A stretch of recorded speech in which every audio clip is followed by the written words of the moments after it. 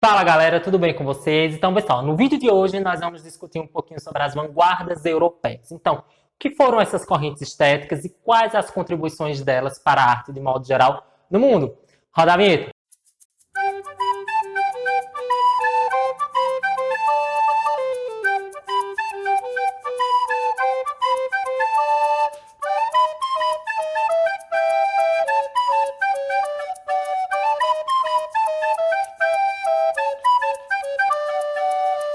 Então, galera, vê só. Como eu disse a vocês, na aula de hoje nós vamos discutir um pouquinho sobre as vanguardas europeias. E o que foram as vanguardas europeias? Então, as vanguardas europeias foram tendências estéticas, tendências artísticas que surgiram lá na Europa e influenciaram a arte no mundo inteiro. Quando eu falo arte, eu estou colocando aí a literatura também no meio, beleza? Então, vamos focar aqui um pouquinho na etimologia da palavra vanguarda, gente. A palavra vanguardas vem do francês avant-garde, e aí me perdoem pela pronúncia, porque eu não falo francês.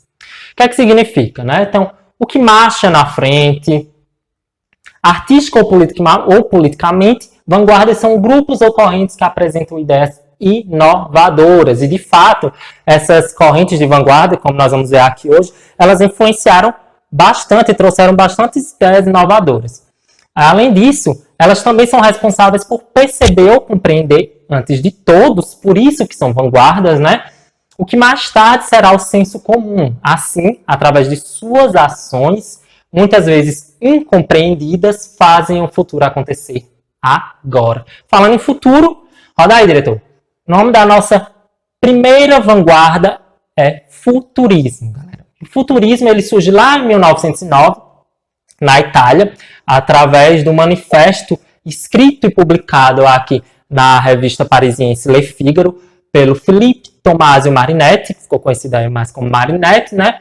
E o que é que esse manifesto do Marinetti ele trazia, né? Então ele trazia aí toda a sua incompreensão sobre toda a arte que estava sendo produzida até então, a arte que não dialogava com o momento, enfim. E ele aí, depois, lá em 1912, escreve o Manifesto Técnico da Literatura Futurista. E aí, no Manifesto Técnico da Literatura Futurista, o Marinetti ele traz algumas características, algumas considerações sobre como a literatura deveria ser produzida a partir de então, né? Quais eram as ideias, enfim. E primeiro ele diz aí, ó, o que é que deveria ter? A destruição da sintaxe à disposição das palavras em liberdade. E essas palavras em liberdade, foquem bem, galera. Porque essas palavras em liberdade, elas ficaram conhecidas também como verso livre. Elas são muito comuns, não só nas produções das vanguardas, porque saiu passando de uma para outra, mas principalmente no modernismo brasileiro. Então, as obras modernistas, elas beberam bastante disso também. Além disso, o emprego de verbos no infinitivo com vistas à substantivação da linguagem, a abolição dos adjetivos e dos advérbios, parece loucura, né? Mas, de fato, isso aconteceu, como nós vamos ver. Uso de substantivo duplo em lugar do substantivo acompanhado do adjetivo. Então, vê só, praça funil, mulher golfo, por exemplo, são dois substantivos, é um substantivo duplo, não há adjetivo. Também, abolição da pontuação. No lugar da pontuação, o que foi que aconteceu? Foi substituída por sinais matemáticos e até mesmo por sinais musicais. E é importante dizer, pessoal, que essas características elas não foram inteiramente aproveitadas, certo, em todas as obras da galera desse período, mas boa parte, sim. E ainda, a gente consegue perceber também nas produções desse período, e que estava lá no Manifesto Técnico da Literatura Futurista, a destruição do eu psicologizante.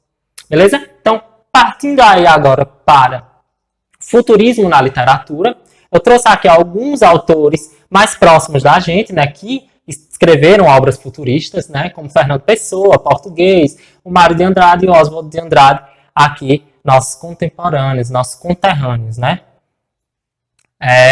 Tem aí esse poema, O Ódio Triunfal, a dolorosa luz das grandes lâmpadas elétricas da fábrica. Tenho febre e escrevo rangendo os dentes, fera para a beleza disto, totalmente desconhecida dos antigos. Então, vê só, nós não vamos ter tempo de ler todo, mas o que é que acontece? Acontece aqui a exaltação das máquinas, acontece também, você percebe que o eu lírico, né, ele está um pouco exaltado, né? Enfim, tudo isso são características da produção literária do futurismo, galera. Beleza?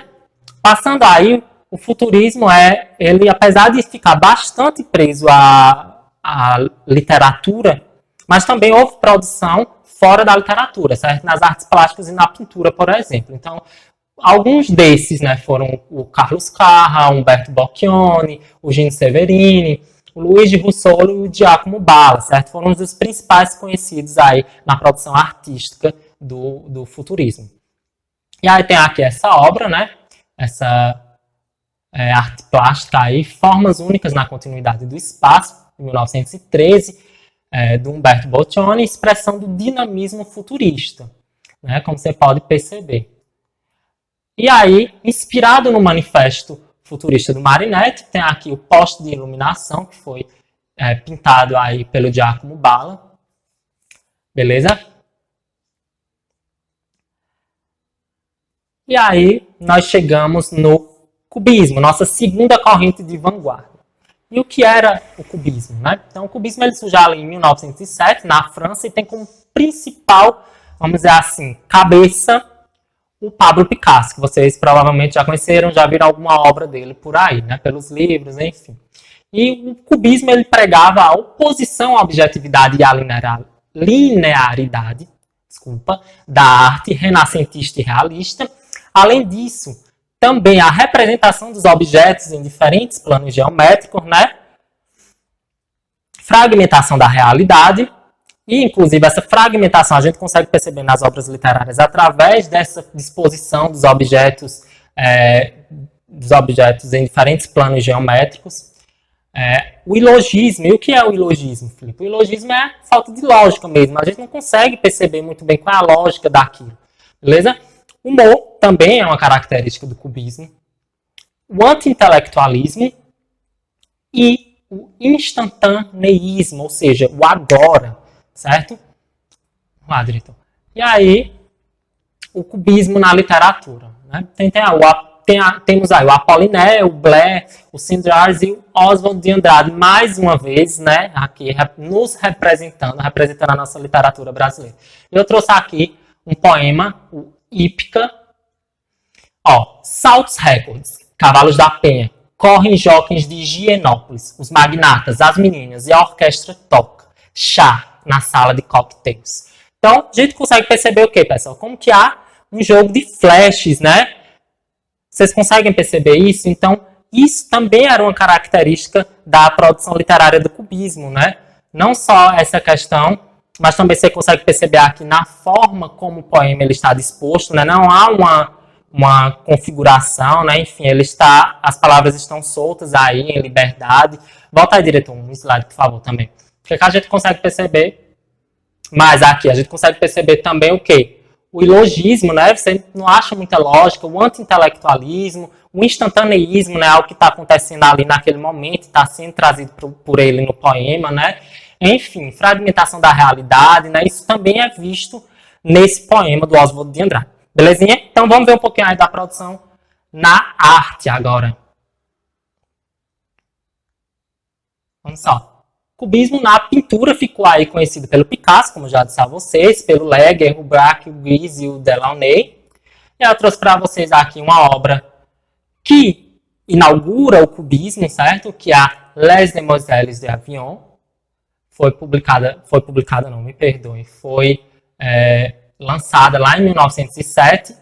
Né? De um lado, ele traz a representação da cultura ibérica do lado esquerdo, do lado direito ele traz a representação da arte negra, que o Picasso estava começando aí a estudar. E aqui a gente tem outra obra, né, do Campo de Mars, que é a Torre Vermelha, do Robert Delaunay, lançada lá em 1911.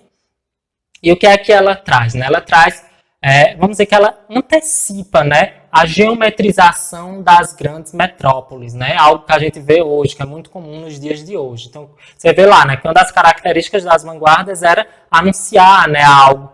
E, de fato, as coisas que elas anunciam vêm acontecendo, né? Vêm sendo trazidas, não só na literatura, não só nas obras artísticas, aí na pintura, artes visuais, né, artes plásticas, mas também na arquitetura, na música, enfim.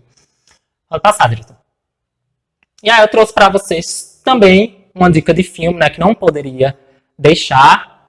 Para quem gosta de conhecer um pouquinho mais a fundo, né, as pessoas, os artistas, o filme é Os Amores de Picasso, lançado em 1996, ano do meu nascimento, de James Vaughan, certo? Então, é uma ótima pedida para o período aí de quarentena. Vamos lá. E aí, depois do cubismo, surge o expressionismo. E aí eu estou dizendo depois, gente, mas não é porque um só começa quando o outro encerra, não, certo? Normalmente, aí vocês vão ver que tem período que ele está acontecendo no mesmo período que o outro, e enfim. O que eu quero dizer é que essas correntes de vanguarda, elas influenciaram o mundo inteiro, certo? Artisticamente. E aí eu só organizei aqui para ficar uma forma melhor de visualização, de entendimento para vocês, ok? E aí o expressionismo ele surge lá no século XX, não se sabe ao certo quando, não tem datação certa. Na Alemanha e na França, na Alemanha ele tem o nome de expressionismo e na França ele tem o nome de fauvismo, certo? Mas eles tinham ideais semelhantes, ideais na verdade idênticos, né? Que era combater o quê? O impressionismo, né? E o que era o impressionismo, né? Então, enquanto no expressionismo o movimento de criação era do mundo interior para o exterior, o impressionismo ele trazia, na verdade, o contrário, né? Então, o movimento de criação era do mundo exterior para o interior, beleza? Então, o que é que ele traz mais, né? Então, ele traz aí, a arte não é imitação, mas criação subjetiva, é livre. Então, por isso que o movimento de criação dele parte do mundo interior para o exterior, certo? Além disso, a arte é a expressão dos pensamentos. A realidade que circunda o artista é horrível e por isso ele a deforma ou a elimina, criando a arte abstrata. E vocês vão ver aí que principalmente na produção artística, né, é muito comum ver a galera aí desfigurada, os rostos não são muito bem mostrados. Por quê? Por conta dessa realidade, né? Então ele surge aí num contexto bem conturbado, né, pós Primeira Guerra Mundial, e, enfim, no meio daquela miséria, destruição, pós-guerra, então tá aquele clima bem tenso, né, de angústia, de melancolia, de miséria. A razão é objeto de descrédito a partir desse momento, certo? Nesse momento. A arte é criada sem obstáculos convencionais, o que representa um repúdio à repressão social. E, por fim, a arte se desvincula do conceito de belo e feio e torna-se uma forma de contestação. E o que é que vai acontecer, pessoal? Nessa corrente de vanguarda, os autores eles vão usar a arte justamente para isso. Eles vão aí denunciar, a partir desse momento, o descaso com as pessoas pobres, a miséria, enfim. Vocês vão ver. Na literatura, a linguagem fragmentada, elíptica, constituída por frases nominais, é uma característica. Despreocupação quanto à organização do texto em estrofes, e isso já era algo que vinha desde lá do futurismo e que se repete também nessa corrente de vanguarda. Combate à fome, à inércia e aos valores do mundo burguês. E nós temos aí como principais representantes o August Strem, o Casimir S. Schmid, o Hermann Hesse e Thomas Mann, como autores, certo? Eu trouxe para vocês aqui um trechinho aqui do poema O Meu Tempo, do Clem, para vocês conseguirem perceber um pouquinho do que nós discutimos aqui como características dessa corrente. Ó, cantos e metrópoles, lavinas febris, terras descoradas, polis sem glória, miséria, heróis e mulheres da escória, sobrolhos espectrais, tumulto em carris. Então vocês conseguem perceber, né? Enfim, a metrópole, a questão da metrópole, o descontentamento, a miséria, enfim, a angústia, tudo isso é trazido nessa produção literária dessa época. Bom, galera, na pintura, o expressionismo tem aí como percussores o Edvard Munch, o Kandinsky, o Paul Klee e o Chagall. Então, trouxe aí para vocês a obra O Grito, conhecidíssima, né? Que traz aí a questão da angústia, a questão do desespero, que há relatos de que foi um autorretrato do próprio Edvard após um passeio com os amigos, que ele teve uma crise nervosa lá na ponte, e depois ele representou numa obra, enfim, há outros relatos também, mas é tudo, nada é de fato de verdade absoluta, então a gente não sabe se de fato isso aconteceu. Então, Além disso, eu trouxe aqui uma obra da Anita Malfatti, né, brasileira, O Farol, que traz traços expressionistas, né? Você pode ver a questão das cores, como são semelhantes, o traço, né? Enfim. E trouxe como dica de leitura para vocês o filme Com Amor, Van Gogh, né? Que apesar de não ser contemporâneo do expressionismo, né? O Van Gogh viveu antes desse momento, mas os traços, as obras dele dizem muito do expressionismo, certo? Então, esse filme aqui é muito interessante, né? Foi fruto de 10 anos de trabalho de artistas aí ao longo do mundo inteiro. Foi pintado, certo? Todas as cenas do filme, então é muito interessante para você que gosta de arte, se interessa. Beleza? Então, passando aí, chegamos agora no dadaísmo, surgido aí no século XX na Suíça, tendo como principal líder aí, principal não, tendo como líder o Tristan Tzara, né? E esse cara aí que, enfim, bem legal, bem interessante. O que é que o nome dessa corrente de vanguarda quer dizer, né? Porque até então, né, expressionismo, futurismo, tem alguma coisa de lógica, né? Já dadaísmo você fica esperando que danado quer dizer isso. Então, nas palavras do próprio Tristan, ele diz que dadaísmo não quer dizer nada, certo? Dada, ele estava lá folheando um livro e aí saltou aos olhos dele, né? Saltou à vista, aí a palavra, a sílaba, né? Dada, e foi daí que ele deu o nome para a corrente de vanguarda. E o que é que o dadaísmo pregava, né? Então ele surge lá naquele caos de Primeira Guerra Mundial e a galera tá lá tentando correr, e a Suíça foi um país aí considerado neutro, né? E ele e outros artistas vão e correm para ficar lá na Suíça. E tinha um cabaré lá e que reuniu grande parte de artistas e foi o centro das produções, da difusão das ideias dessa corrente de vanguarda, né? E ele surge com a resposta para dar resposta à decadência da civilização representada pelo conflito. Além disso, tem também a questão do deboche, do ilogismo, da agressividade, a atribuição de valor a objetos retirados do seu uso comum. Então, vamos dizer assim, o dadaísmo, né, foi um movimento que ele queria chamar a atenção, né? Pode passar, Drito. Na literatura, né, temos aí o André Breton. Guardem este nome, por favor, porque o André Breton ainda vocês vão ver nesta aula a importância desse homem. Tem também o Francis Picabia e o Philippe Soupault. E eu trouxe para vocês aqui a receita para fazer um poema dadaísta. Acreditem, gente. Foi escrito pelo próprio líder da corrente, certo? Então ele diz: pegue um jornal, pegue uma tesoura, escolha no jornal um artigo com o comprimento que pensa dar ao seu poema. Recorte o artigo. Depois, recorte cuidadosamente todas as palavras que formam o artigo e meta-as no saco. Agite suavemente. Seguidamente, tire os recortes um por um. Copie conscienciosamente pela ordem que saem do saco. O poema será parecido consigo. E pronto. Será um escritor infinitamente original e de uma adorável sensibilidade, embora incompreendido pelo vulgo. Então era isso, gente. De fato, os poemas dadaístas, eles não tinham muita lógica e eles tinham essa questão da liberdade de escrita e tal, e sem tudo aquilo que a gente até então tinha visto na literatura lá, antes até o simbolismo, né, de métrica, de rima e tal. Beleza?